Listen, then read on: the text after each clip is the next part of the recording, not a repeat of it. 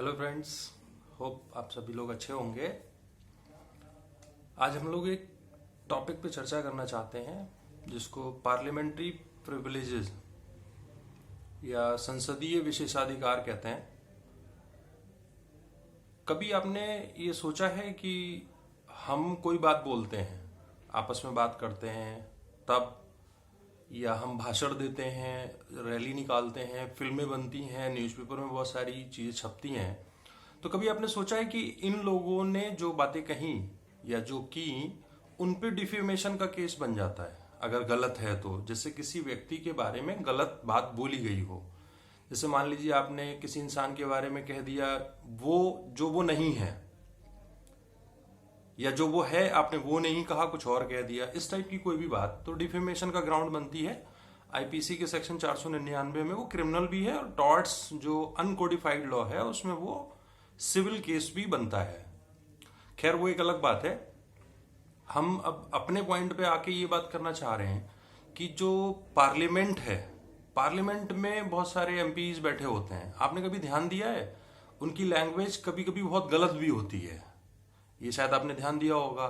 तो जब उनकी लैंग्वेज गलत है तो उन पे कोई केस नहीं बनता है पार्लियामेंट में, लेकिन अगर वही भाषा हम इस्तेमाल कर लें तो केस बनता है। कभी सोचा है ऐसा क्यों होता है? तो ये इसलिए होता है क्योंकि पार्लियामेंट्री प्रिविलेजेस, संसदीय विशेषाधिकार दिए गए हैं संसद को सेंटर में, और स्टेट्स में लेजिस्लेटिव असेंबलीज को या लेजिस्लेचर को दिए गए हैं।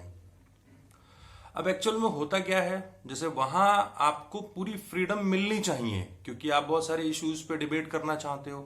तो क्या होता है, पार्लियामेंट्री प्रिविलेजेस में दो तरीके से बातें कहने का राइट होता है, एक इंडिविजुअल और एक कलेक्टिव। इंडिविजुअल जो है वो हर एमपी को अपनी बात कहने का और एक्सप्रेस करने का फ्रीली राइट दिया गया है। दूसरा है कलेक्टिव। कलेक्टिव का मतलब है कि जब सारे एमपीज को अगर हम एक साथ देखें या पार्लियामेंट इंस्टीट्यूशन को एक साथ देखें तो उसमें क्या होता है, जैसे पार्लियामेंट में कोई डिबेट चली, अब उसमें कोई कार्यवाही हुई, तो उस कार्यवाही को जहां जहां पॉइंट्स गलत होते हैं, आपने ध्यान दिया होगा कई बार होता है कि जो अध्यक्ष होता है, चेयरमैन या स्पीकर, वो कहता है कि इस एमपी के इस स्टेटमेंट को कार्यवाही से निकाल दिया जाए, बोलता है। तो वो इसीलिए होता है। अब जब वो सारा कंपाइल्ड हो गया कि हाँ साहब आज की कार्यवाही ये है, उस कार्यवाही को छापने का न्यूज़पेपर को या मीडिया के चैनल्स को चलाने का राइट दे दिया जाता है।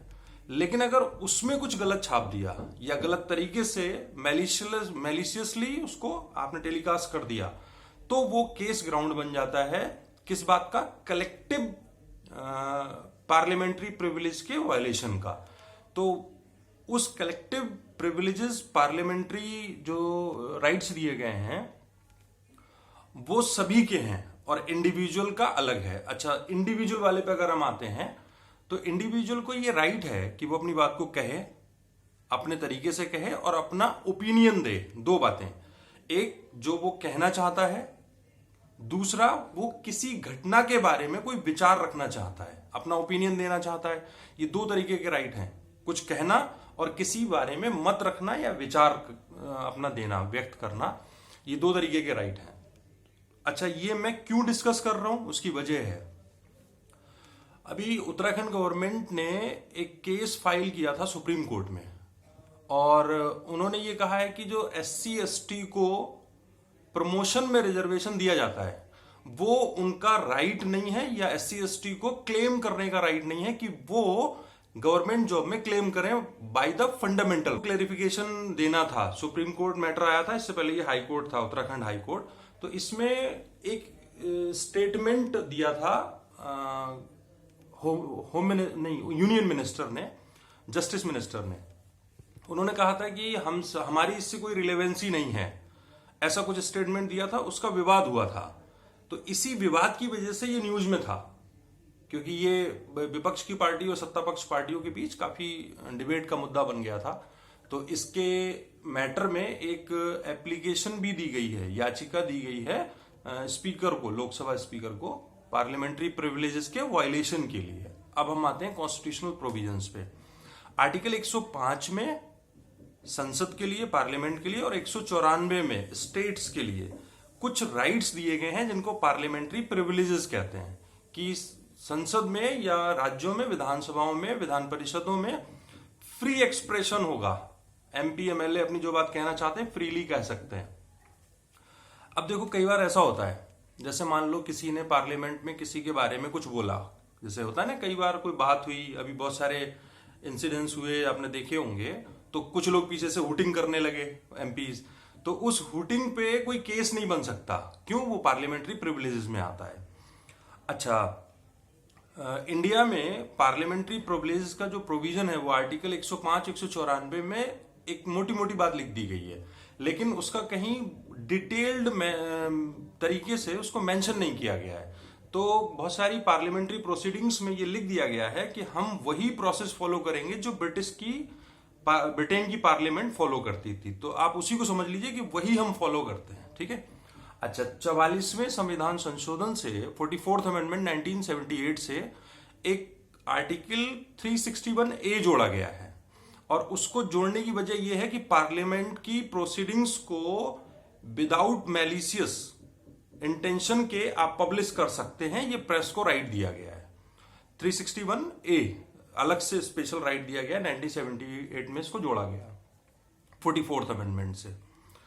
अच्छा, अब इसमें एक बात आप और ध्यान रखना है आपको, एक तो ये, दूसरा, मान लो पार्लियामेंट ने या स्टेट लेजिस्लेचर ने ये कह दिया कि ये इतना स्टेटमेंट इस कार्रवाई का हिस्सा नहीं माना जाएगा, लेकिन उसके बावजूद भी अगर कोई पब्लिश कर दे तो फिर एक प्रॉब्लम आएगी। वो प्रॉब्लम, शर्मा करके एक व्यक्ति थे, उनका केस आया था, सर्च लाइट केस के नाम से बहुत फेमस है, आप इसको एक बार देखना पढ़ के। उसमें क्या हुआ था, बिहार विधानसभा के एक एमएलए थे, उन्होंने कोई स्टेटमेंट दिया किसी के बारे में, डिफेमेटरी था, वो मानहानिकारक था किसी दूसरे एमएलए के बारे में। तो विधानसभा अध्यक्ष ने कह दिया कि ये इस कार्रवाई का हिस्सा नहीं माना जाएगा, लेकिन सर्च लाइट एक मैगजीन निकलती थी, पत्रिका, उसने उसको फिर भी छाप दिया, और फिर मुकदमा हुआ, और बाकायदा सर्च लाइट के जो मालिक या एडिटर थे उनके ऊपर प्रॉपर मुकदमा चला। ठीक है, ये बात ध्यान रखना है आपको कि पार्लियामेंट्री प्रिविलेजेस पार्लियामेंट को कलेक्टिव राइट देते हैं कि वो किसी भी कार्रवाई को उससे हटवा सकती है। जैसे कई सारे एमपीज ने कुछ ऑब्जेक्शनेबल बातें कई बार बोली हैं, और उसके बावजूद भी उसको कार्रवाई का हिस्सा नहीं माना गया, अदरवाइज उस पर केस भी चल सकता था, आप भी समझते हैं। अच्छा, आर्टिकल 121 मेंशन करता है कि संसद में किसी भी जज के बारे में, सुप्रीम कोर्ट या हाई कोर्ट के किसी भी जज के कंडक्ट के बारे में कोई भी चर्चा नहीं होगी। ये रेस्ट्रिक्शन है आपके फ्रीडम ऑफ स्पीच और एक्सप्रेशन पे, किसके, एमपी या एमएलए के ऊपर। सेम ये रेस्ट्रिक्शन उन लोगों पे भी है, जजों पे भी, वो दूसरे आर्टिकल में है। खैर, उस पर हम नहीं जा रहे, हम यहां अभी इस पे बात कर रहे हैं। अच्छा, दूसरी बात, पार्लियामेंट्री प्रिविलेजेस का सबसे बड़ा एक राइट जो दिया गया वो ये कि किसी भी कार्यवाही में 40 दिन पहले और 40 दिन बाद, कब से, सेशन से, जिस दिन बैठक चल रही है पार्लियामेंट की, उससे 40 दिन पहले और 40 दिन बाद किसी भी एमपी को सेंटर में और स्टेट में एमएलए को अरेस्ट नहीं किया जाएगा। पार्लियामेंट्री प्रिविलेजेस है ये, सेशन जब तक चल रहा है। लेकिन आपको एक बात और ध्यान रखनी है, ये डिफेमेशन के केस के लिए नहीं, क्रिमिनल केस अगर डिफेमेशन का आप बाहर करके आए हो तो आपको बचाव नहीं है। दूसरी बात, कोई भी प्रिवेंटिव डिटेंशन लॉ के तहत अगर अरेस्ट किया गया तब आपको कोई राइट नहीं है। तीसरी बात, अगर आपने कोई क्रिमिनल केस किया है और उसमें आपको अरेस्ट किए जाने का वारंट वगैरह जारी हुआ है तो आपको ये बचाव नहीं मिलेगा। ठीक है, ये कुछ रेस्ट्रिक्शन है इन लोगों के ऊपर। और पार्लियामेंट्री प्रिविलेजेस आमतौर पे भारत में जो परंपरा है, हम उस परंपरा को ही फॉलो करते हैं, और वो ब्रिटेन की परंपरा है। ठीक है, आप इन सब बातों का ध्यान रखें। और इसमें पार्लियामेंट्री प्रिविलेजेस का जो वायोलेशन माना जाएगा, उसमें अधिकार किसको दिया गया है, एक कमिटी बनती है। जब, जैसे अभी मैंने बताया कि लोकसभा के स्पीकर को एक एप्लीकेशन दी गई है कि साहब इन्होंने पार्लियामेंट्री प्रिविलेजेस का वायोलेशन किया है झूठ बोल के, पार्लियामेंट में अगर आप कोई झूठा स्टेटमेंट दे रहे हो जो गलत साबित हुआ, बाद में पता चला, तो आपके खिलाफ पार्लियामेंट्री प्रिविलेज का केस बन सकता है। उसी को लेके ये न्यूज में था। तो ध्यान रखना है आपको कि उसमें क्या होता है, स्पीकर लोकसभा का या राज्यसभा का चेयरमैन, लोकसभा का अगर मैटर है तो वो 15 एमपी की कमेटी बनाएगा जिसको पार्लियामेंट्री प्रिविलेजेस कमेटी कहते हैं, ठीक है, जो जांच करेगी कि जो आरोप लगाए गए वो सही हैं या गलत हैं। दूसरा, अगर वो मैटर राज्यसभा का है तो वहां 10 मेंबर की एक कमेटी बनती है जो इसकी जांच करती है, ठीक। तो ये पार्लियामेंट्री प्रिविलेज के बारे में हमने थोड़ा सा डिस्कस किया। अगर आपको वीडियो अच्छा लगे तो लाइक करिए, आगे फिर इंपॉर्टेंट टॉपिक्स पे डिस्कस करते रहेंगे। Have a nice day.